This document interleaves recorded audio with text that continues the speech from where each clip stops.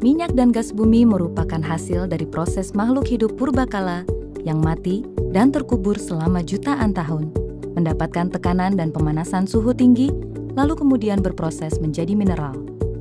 Untuk membawa minyak dan gas bumi sampai ke permukaan, dibutuhkan proses yang panjang dan mahal. Industri migas modern membagi proses ini menjadi dua tahap, yaitu tahap eksplorasi dan tahap produksi.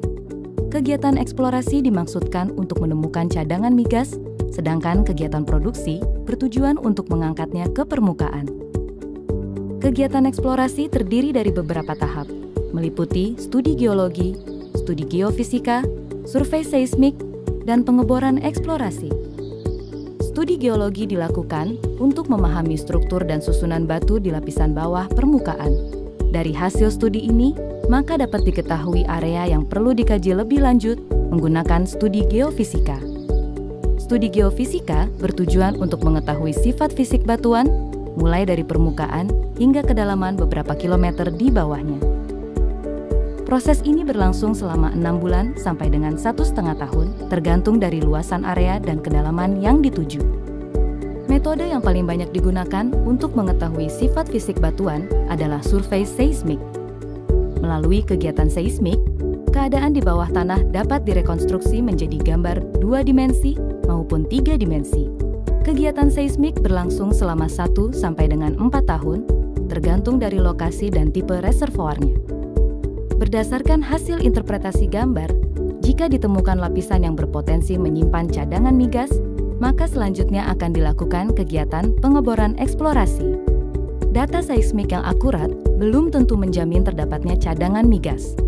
Data tersebut harus dibuktikan dengan kegiatan pengeboran. Semakin dalam lapisan yang dibor, maka semakin besar biaya yang harus dikeluarkan. Pengeboran merupakan bagian terpenting dalam kegiatan eksplorasi maupun produksi. Lama waktu pengeboran satu sumur bisa memakan waktu 1 sampai 4 bulan. Kegiatan eksplorasi mengandung resiko dan ketidakpastian yang sangat tinggi. Oleh sebab itu, dibutuhkan modal yang sangat besar, teknologi yang canggih, dan sumber daya manusia yang berpengalaman. Resiko terburuk dari kegiatan pengeboran adalah dry hole atau tidak ditemukannya cadangan migas. Akan tetapi, keduanya tidak dapat ditemukan tanpa melalui kegiatan eksplorasi. Jika kegiatan eksplorasi berhasil, kegiatan dapat dilanjutkan dengan tahap pengembangan atau produksi.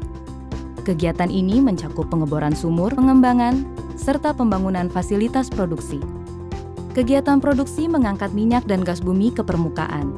Aliran migas akan masuk ke dalam sumur, lalu dinaikkan ke permukaan melalui tubing.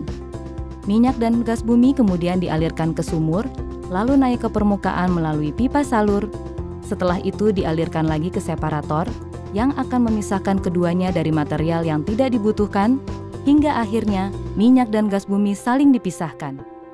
Proses ini biasanya memakan waktu 6 bulan sampai dengan 3 tahun. Minyak dialirkan menuju tangki pengumpul, sementara gas dialirkan melalui pipa kepada konsumen. Proses pengangkatan ini dapat memanfaatkan tekanan alami atau menggunakan metode pengangkatan buatan. Pada kontrak kerjasama yang dianut Indonesia, semua biaya yang timbul dari kegiatan eksplorasi dan produksi sepenuhnya ditanggung kontraktor dan nantinya akan dikembalikan saat lapangan sudah menghasilkan dalam bentuk hasil produksi minyak dan gas bumi. Kegiatan eksplorasi dan produksi migas memakan waktu serta proses yang sangat lama. Minyak dan gas bumi yang saat ini kita nikmati merupakan hasil dari eksplorasi dan produksi selama puluhan tahun. Semua ini dilakukan untuk menjamin ketersediaan minyak dan gas bumi bagi masa depan. SKK Migas mengelola hulu minyak dan gas bumi untuk negeri.